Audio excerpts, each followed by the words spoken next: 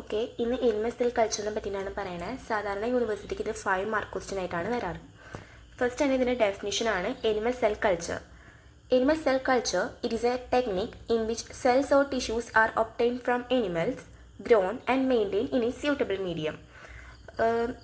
നമ്മൾ സിംപ്ലി പറയുകയാണെങ്കിൽ ഈ സെൽസ് അല്ലെങ്കിൽ ടിഷ്യൂ, നമുക്ക് കൾച്ചർ ചെയ്യുന്ന ടിഷ്യൂ അല്ലെങ്കിൽ സെൽസ് നമ്മൾ എനിമൽസിൽ നിന്നാണ് ഇവിടെ ഒപ്റ്റൈൻ ചെയ്യുന്നത്. അതുകൊണ്ടാണ് അതിന് എനിമൽ സെൽ കൾച്ചർ എന്ന് പേര് വന്നത്. എന്നിട്ട് അതൊരു സ്യൂട്ടബിൾ മീഡിയത്തിലിട്ട് അതിനെ ഗ്രോ ചെയ്യിപ്പിക്കുന്നതാണ് ഈ എനിമൽ സെൽ കൾച്ചർ. ഇനി ഈ എനിമൽ ടിഷ്യൂ കൾച്ചർ എന്ന് പറയുന്നത് ഒരു 2 ടൈപ്പ് ഉണ്ട്. ഓർഗൻ കൾച്ചറും ചെയ്യാം, സെൽ കൾച്ചറും ചെയ്യാം. ഓക്കെ, ഇവിടെ നമ്മൾ എനിമൽ സെൽ കൾച്ചറിനെ പറ്റിയിട്ടാണ് പറയണത്. ഇനി എനിമൽ സെൽ കൾച്ചർ എന്ന് പറയുന്നത് 3 ടൈപ്പ് ഉണ്ട്. ഏതൊക്കെയാണ്? Primary cell culture, organ type cell culture, established or transformed cell culture.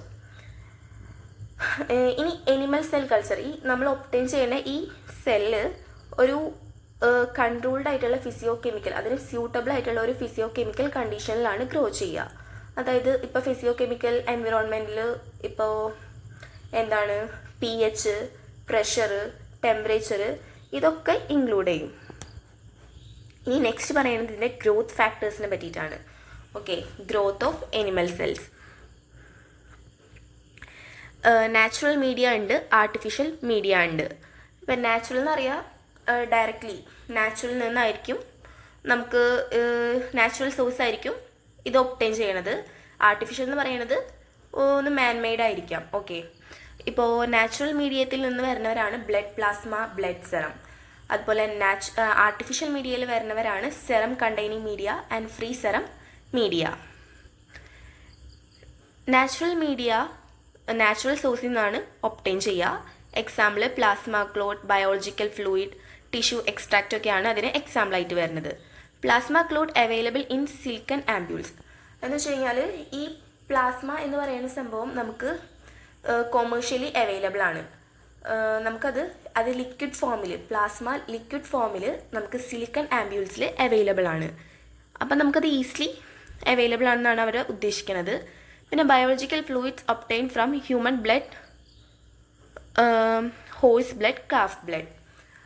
ഇപ്പോൾ ബയോളജിക്കൽ ഫ്ലൂയിഡിൻ്റെ കാര്യം പറയുകയാണെങ്കിൽ നമുക്കത് ഹോഴ്സിൻ്റെ, കാഫ്, ഹ്യൂമൻ ബ്ലഡ് ഇതിൽ നിന്നൊക്കെയാണ് ബയോളജിക്കൽ ഫ്ലൂയിഡ്സ് കിട്ടുക. നാച്ചുറൽ മീഡിയയിൽ നമ്മൾ 2 ടൈപ്പിനെ പറ്റി പറയുന്നുണ്ട്. ബ്ലഡ് പ്ലാസ്മയെ പറ്റിയിട്ടും ബ്ലഡ് സെറത്തിനെ പറ്റിയിട്ടുമാണ് പറയുന്നത്. ബയോളജിക്കൽ ഫ്ലൂയിഡ്സിനെ പറ്റിയിട്ടും നമ്മൾ പറഞ്ഞിരുന്നു. Biological fluids horse, calf, human ബ്ലഡിൽ നിന്നൊക്കെയാണ് ബയോളജിക്കൽ ഫ്ലൂയിഡ്സ് ഒപ്റ്റൈൻ ചെയ്യുക. ഓക്കെ, ബ്ലഡ് പ്ലാസ്മ നമുക്ക് ലിക്വിഡ് പ്ലാസ്മയായിട്ടും ആംബ്യൂൾസിൽ അവൈലബിൾ ആണ്. ഓക്കെ, സിലിക്കൺ ആംബ്യൂൾസിൽ അവൈലബിൾ ആണ്. ഇനി ബ്ലഡ് പ്ലാസ്മയിൽ nutritive substrate and a supporting structure for many type of cultures. Blood plasma എന്ന് പറയുന്നത് ഒരു ന്യൂട്രിറ്റീവ് സബ്സ്ട്രേറ്റ് ആണ്. അതായത് ഒരു ടിഷ്യൂവിന് ഗ്രോ ചെയ്യാനുള്ള എല്ലാവിധ ന്യൂട്രിയൻസും ആ ഒരു ബ്ലഡ് പ്ലാസ്മയിൽ ഉണ്ട്. പിന്നെ ഒരു സപ്പോർട്ടിംഗ് സ്ട്രക്ചറാണ്. പിന്നെ blood plasma from chicken is preferred to mammalian plasma because it forms a clear and solid coagulum even when diluted several times. Okay, ഇപ്പോൾ പ്ലാസ്മ നമ്മൾ ചിക്കനാണ് പ്രിഫർ ചെയ്യുക. പ്ലാസ്മ ചിക്കനിൽ നിന്നുള്ള പ്ലാസ്മേനെയാണ് നമ്മൾ പ്രിഫർ ചെയ്യുക മെമാലിയൻ പ്ലാസ്മയായിട്ട്. കാരണം നമ്മൾ എത്ര പ്രാവശ്യം ഡൈല്യൂട്ട് ചെയ്താലും അത് സോളിഡ് ഫോമിൽ തന്നെ നിൽക്കും. അത് എന്താ പറയുക, കുറേ കഴുകിപ്പോയി അത് ലിക്വിഡ് ഫോമിലാവേ, അതിൻ്റെ കട്ടി കുറയുക, അങ്ങനെ ഒന്നുമില്ല. അതൊരു സോളിഡ് കൊയാഗുലമായിട്ട് തന്നെ എക്സിസ്റ്റ് ചെയ്യും. ഇനി next, plasma is obtained by centrifugation. അപ്പോൾ സെൻട്രിഫിക്കേഷൻ എന്ന് പറയുന്ന ഒരു പ്രോസസ്സാണ്. നമുക്ക് ഇപ്പോൾ പ്ലാസ്മ എവിടുന്ന കിട്ടുക, നമ്മുടെ ബ്ലഡിൽ തന്നെ ഉള്ളതാണ്. അപ്പോൾ ഈ നമ്മുടെ ബ്ലഡിനെ സെൻട്രിഫിക്കേഷൻ ചെയ്ത് കഴിഞ്ഞാൽ, കടഞ്ഞെടുക്കുക, അങ്ങനെ ചെയ്ത് കഴിഞ്ഞാൽ നമുക്ക് പ്ലാസ്മ കിട്ടും. ഈ കിട്ടിയ പ്ലാസ്മയിൽ നമ്മുടെ ആ എനിമൽ ടിഷ്യൂ എടുത്ത് പ്ലേസ് ചെയ്യുക. പ്ലേസ് ചെയ്തതിന് ശേഷം ഒരു ചെറിയ എമൗണ്ടിൽ ത്രോംബിൻ ആഡ് ചെയ്യുക. ഈ ത്രോംബിൻ എന്ന് പറയുന്നത് 2 ഫങ്ഷനാണ് ത്രോംബിനുള്ളത്. ആൻറ്റി കൊയാഗുലൻറ്റുമായിട്ടും ആക്ട് ചെയ്യും, പ്രോ കൊയാഗുലൻറ്റുമായിട്ടും ആക്ട് ചെയ്യും. മീൻസ് ബ്ലഡിനെ കട്ട പിടിപ്പിക്കാനായിട്ടും ഹെൽപ്പ് ചെയ്യും. അതുപോലെ തന്നെ ബ്ലഡിനെ കട്ട പിടിപ്പിക്കാണ്ടിരിക്കാനും വേണ്ടിയിട്ട് ഹെൽപ്പ് ചെയ്യുന്ന ഒരു ഫാക്ടറാണ് ത്രോംബിൻ. ഇവിടെ നമ്മൾ ത്രോംബിൻ ആഡ് ചെയ്യേണ്ടത് എന്തിനാണ്? കട്ട പിടിപ്പിക്കാനാണ് കൊയാഗുലേഷനെ എൻകറേജ് ചെയ്യാനായിട്ടാണ് ത്രോംബിൻ ആഡ് ചെയ്യണത്.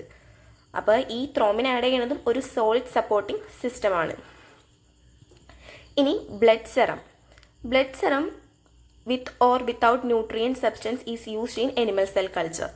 അപ്പോൾ സെറം യൂസ് ചെയ്യണത് ഇപ്പം വല്ല ന്യൂട്രിയൻ സബ്സ്റ്റൻസിൻ്റെ ഒരാവശ്യമില്ല. ഇവിടെ നമ്മൾ ത്രോംബിനെ ആഡ് ചെയ്തു ഒരു സപ്പോർട്ടിംഗ് സിസ്റ്റമായിട്ട്. ഈ ബ്ലഡ് സെറം നമുക്ക് ഡയറക്റ്റായിട്ട് ആഡ് ചെയ്യാമെന്നാണ് പറയണത് അനിമൽ സെൽ കൾച്ചറിലേക്ക്. ഇത് ഈ ന്യൂട്രിയൻസും മിനറൽസും ഒക്കെ ഇൻക്ലൂഡ് ചെയ്തേക്കണ ഒരു മിക്സ്ചറാണ് ഈ blood serum. Okay, next artificial മീഡിയനെ പറ്റിയിട്ടാണ് പറയണത്. ആർട്ടിഫിഷ്യൽ മീഡിയ ഓർഗാനിക് ഇൻഓർഗാനിക് ന്യൂട്രിയൻസൊക്കെ ആഡ് ചെയ്തിട്ടാണ് ഒരു ആർട്ടിഫിഷ്യൽ ആയിട്ടുള്ള മീഡിയ ഉണ്ടാക്കുക. ആർട്ടിഫിഷ്യൽ എന്ന് പറഞ്ഞു കഴിഞ്ഞാൽ മാൻമെയ്ഡ് ആയിട്ട് ഉണ്ടാക്കുന്ന മീഡിയ ആണ്, അത് നാച്ചുറലി ഒപ്റ്റൈനിങ് അല്ല. ഇതിൻ്റെ വേറൊരു പേര് നമുക്ക് സിന്തറ്റിക് മീഡിയ എന്നും പറയാം. Vitamin, salt, serum, proteins, carbon dioxide, oxygen, carbohydrates ഒക്കെയാണ് ആർട്ടിഫിഷ്യൽ മീഡിയത്തിൽ ഇൻക്ലൂഡ് ചെയ്യണ ഓർഗാനിക് ആൻഡ് ഇൻഓർഗാനിക് ന്യൂട്രിയൻസ്. ഇതിലും 2 ടൈപ്പ് ഉണ്ട്. സെറം കണ്ടെയ്നിങ് മീഡിയ ഉണ്ട്, സെറം ഫ്രീ മീഡിയ ഉണ്ട്. Serum containing media means serum അതിൽ ഇൻക്ലൂഡഡ് ആണ്. 5 to 20% സെറം ഇൻക്ലൂഡഡ് ആണ്. ബേസിക് ന്യൂട്രിയൻസും സെവറൽ ഹോർമോൺസ്, ഗ്രോത്ത് ഫാക്ടേഴ്സും ഒക്കെ എന്ത് പ്രൊവൈഡ് ചെയ്യുന്നുണ്ട്? സെറം പ്രൊവൈഡ് ചെയ്യുന്നുണ്ട്. ഇനി ഇതിൻ്റെ ഡിസഡ്വാൻറ്റേജസ് എന്ന് പറയാനായിട്ട് ഈ സെറം എന്ന് പറയുന്നത് വെരി എക്സ്പെൻസീവ് ആണ്. പിന്നെ അത് പെട്ടെന്ന് തന്നെ ഡിസീസൊക്കെ സ്പ്രെഡ് ചെയ്യും ആ സിറത്തിൽ കൂടെ. Some growth factors may be insufficient for purpose and not be supplemented. ചിലപ്പോൾ ഈ സെറത്തിലെ ഗ്രോത്ത് ഫാക്ടേഴ്സ് ഇൻസഫിഷ്യൻ്റ് ആയിരിക്കാം ആൻഡ് നോട്ട് ബി സപ്ലിമെൻറ്റഡ്. അതായത് നമുക്ക് കൊമേഴ്ഷ്യലി വാങ്ങാൻ കിട്ടുന്നതല്ല. കാരണം കിട്ടും, പക്ഷേ അത് ഭയങ്കര എക്സ്പെൻസീവ് ആയിരിക്കും. പിന്നെ ഡിസീസൊക്കെ പെട്ടെന്ന് സ്പ്രെഡ് ചെയ്യണതുകൊണ്ട് തന്നെ അത് പുറത്തുനിന്ന് വാങ്ങുന്നത് ഒന്നും സേഫ് അല്ല.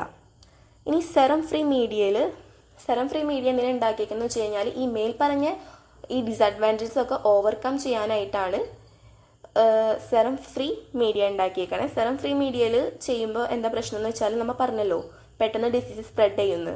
അപ്പോൾ ഈ സെറത്തിൻ്റെ ഈ കൺസിസ്റ്റൻസി ചേഞ്ച് ചെയ്ത് കഴിഞ്ഞാൽ അത് ടോക്സിക് ആവാൻ ചാൻസ് ഉണ്ട്. ടോക്സിക് ആയി കഴിഞ്ഞാൽ എന്താണ്, അത് ടോട്ടലി ആ ഒരു മീഡിയത്തിനെ നമ്മൾ ടിഷ്യൂ കൾച്ചർ ചെയ്യുമ്പോൾ ആ മീഡിയത്തിനെ എഫക്റ്റ് ചെയ്യും.